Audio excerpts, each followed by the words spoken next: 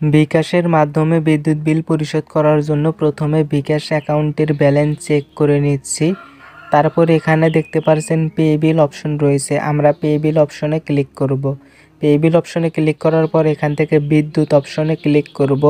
বিদ্যুৎ অপশনে ক্লিক করার পর একটু স্ক্রল ডাউন করে নিচে আসার পরে পল্লী বিদ্যুৎ পোস্টপেইড এই অপশনে ক্লিক করব। তারপর এখান থেকে SMS অ্যাকাউন্ট নাম্বার দিতে হবে। এখন আমি SMS অ্যাকাউন্ট নাম্বার এখানে টাইপ করে দিচ্ছি।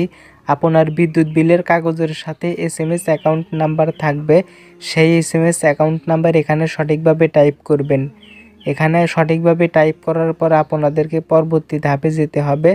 তো এখানে আমি কিন্তু সঠিকভাবে SMS অ্যাকাউন্ট নাম্বার টাইপ করেছি। অবশ্যই আপনারা SMS অ্যাকাউন্ট নাম্বার সঠিকভাবে বিদ্যুৎ বিলের কাগজের সাথে দেখে টাইপ করবেন। SMS অ্যাকাউন্ট নাম্বার দেওয়ার পরে পে বিল করতে এগিয়ে যান অপশনে ক্লিক করবেন।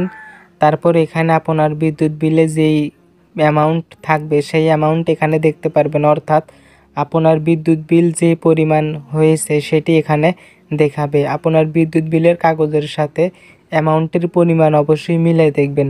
তারপর এখানে দেখতে পারছেন পরের ধাপে যেতে ট্যাপ করুন।